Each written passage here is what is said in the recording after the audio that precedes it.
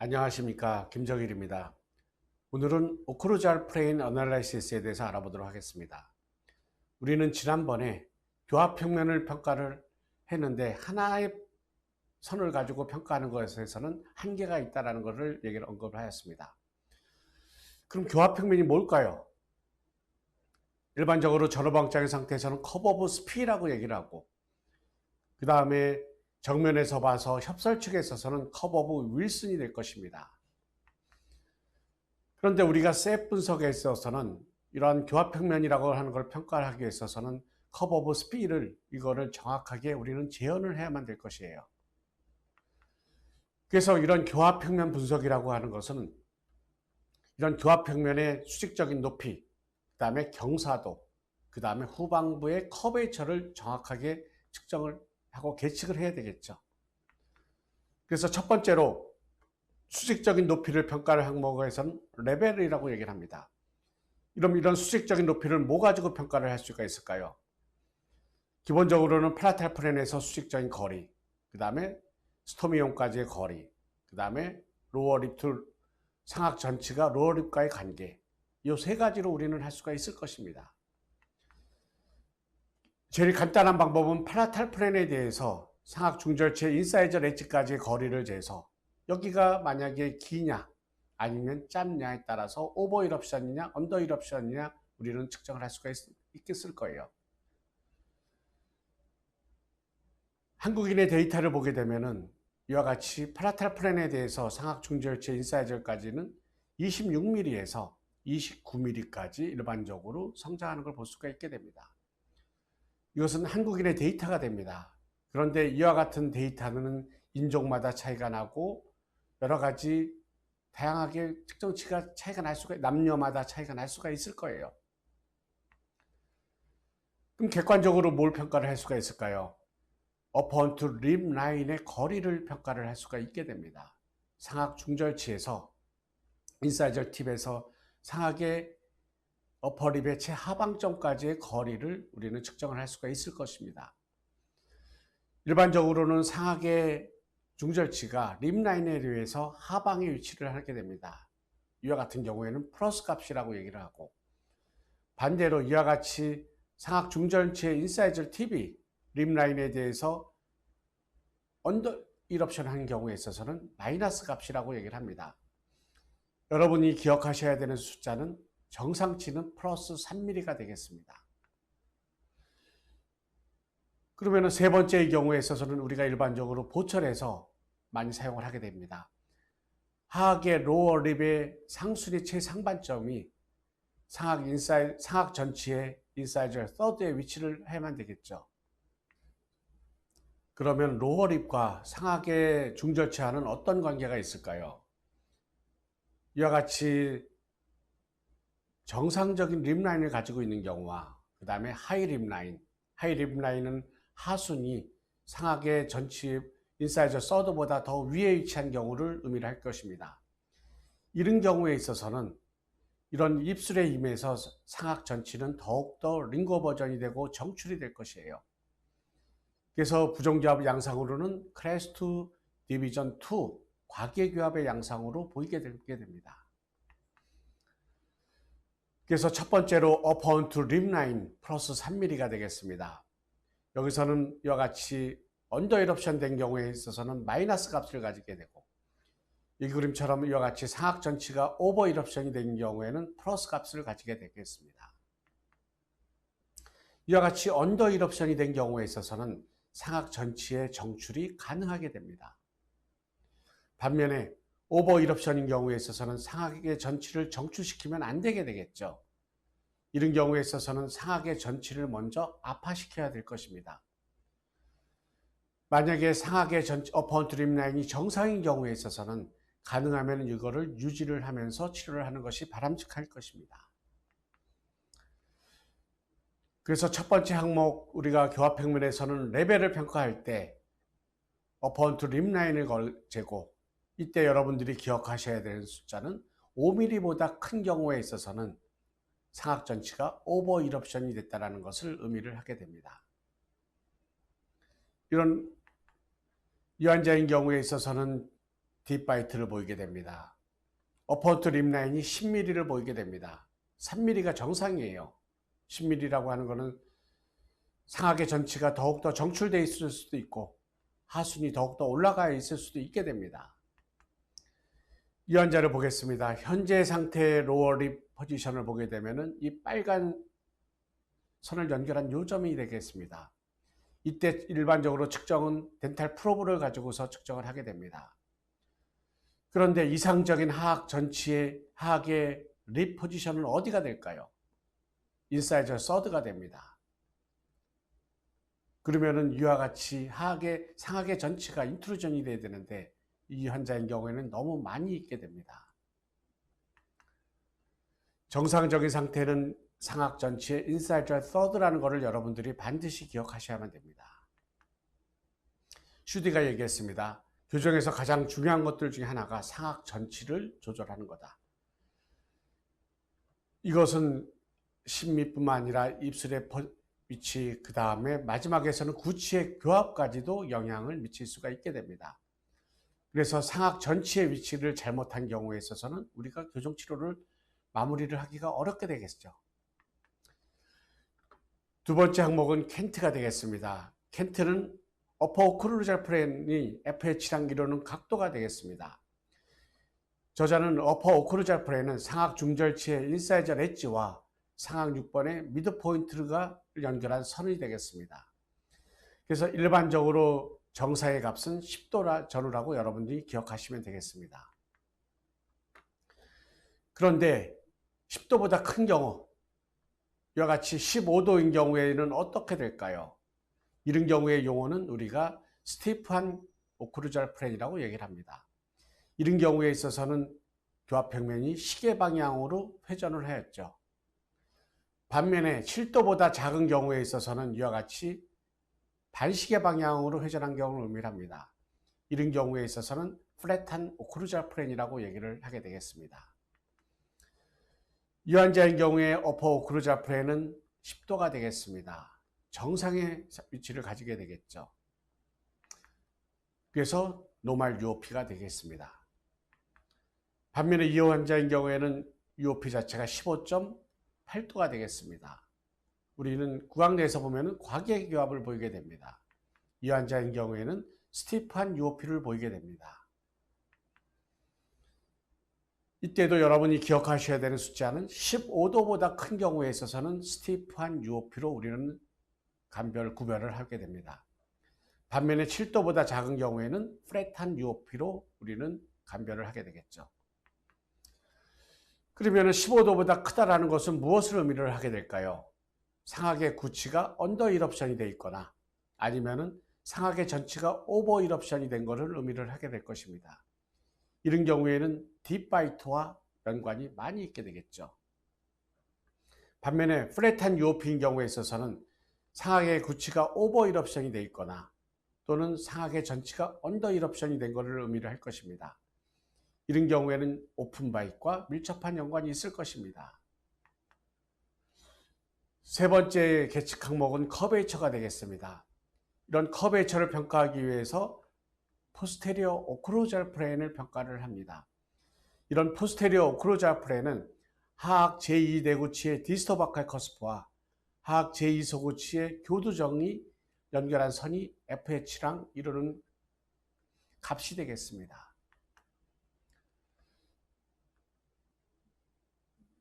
그래서 일반적으로는 10도에서 13도 사이를 정상의 값으로 보게 됩니다.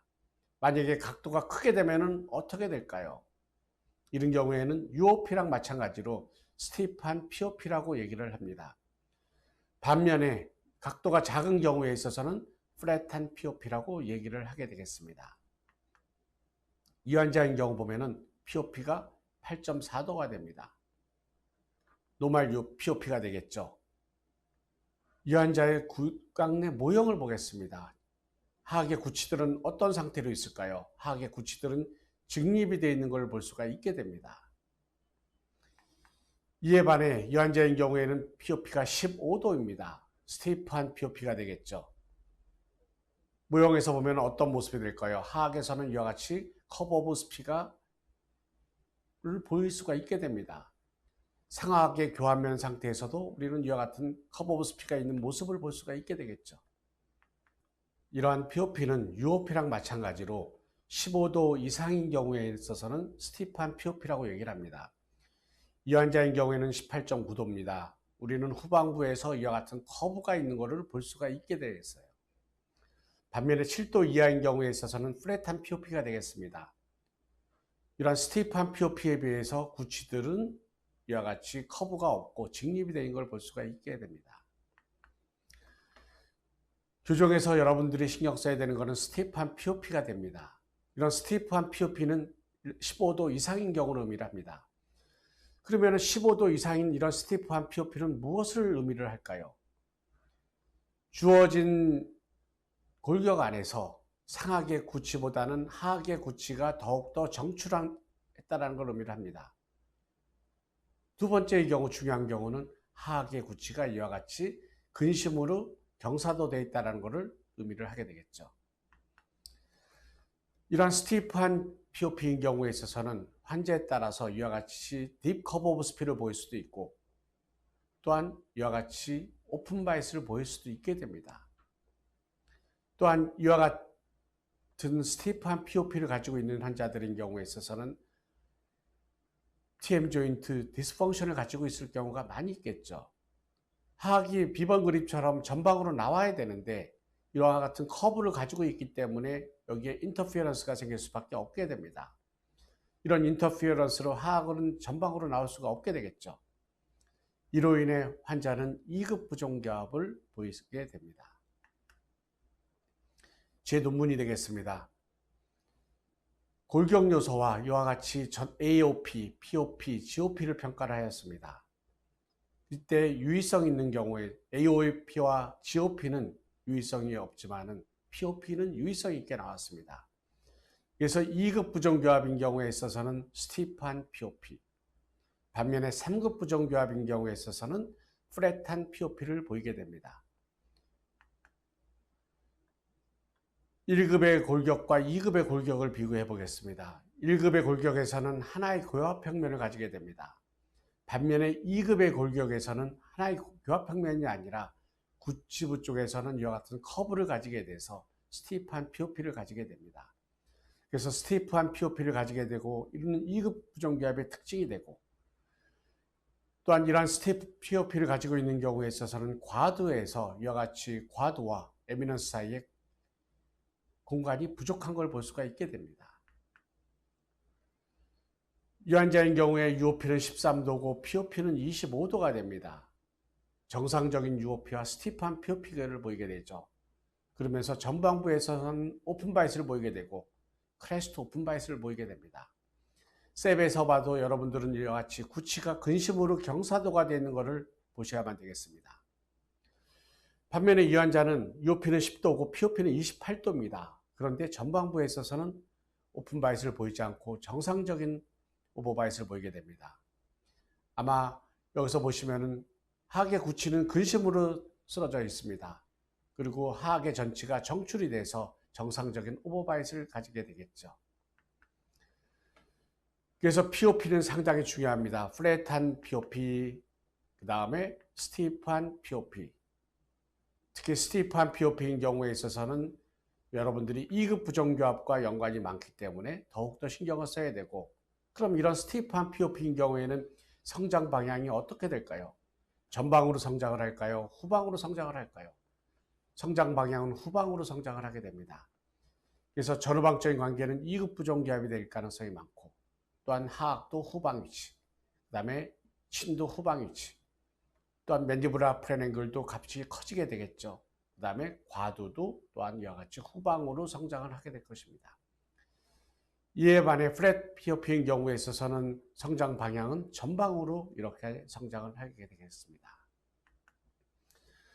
이 환자를 보겠습니다. 성인 환자입니다. 상악 전치부 돌출을 주소로 내어놨습니다. 1급의 견치관계, 1급의 구치관계를 보이며 돌출입을 보이게 됩니다. 이 환자인 경우 UOP는 11도, POP는 18도, 노말 UOP, 스티프한 POP를 보이게 됩니다. 이 환자의 모형을 보겠습니다. 이 환자의 경우에 있어서 상하계 7번 자체가 이와 같이 원심으로 경사도 된 걸 볼 수가 있게 됩니다. 이 파란색 선이 무엇이 될까요? 이 빨간색 선이 무엇이 될까요? 이 파란색 선은 노말 UOP가 되는 것이고, 이와 같이 빨간색 선은 스티프한 POP를 가지게 될 것입니다. 2급 골격을 가지고 있습니다. 그런데 환자는 2급의 구취관계를 가지고 보여야 되겠죠. 그래서 이런 경우에는 일반적으로 노말 POP를 가지게 됩니다. 그런데 환자의 골격은 2급인데 환자는 1급의 구취관계를 보일 수가 있게 됩니다. 이런 경우에는 어떻게 해서 1급의 구취관계가 될까요? 상하 구치들이 이와 같이 치아의 경사도의 차이가 나야만 됩니다. 상하계 치아들은 원심 경사도 될 것이고 하하계 구치들은 근심 경사도가 될 것입니다. 이는 우리가 측정치로 무엇으로 표현이 될까요? 스티프한 POP로 표현이 되는 것입니다. 우리는 교정에서 덴토 알베올라 컴펜세이션을 알고 있습니다.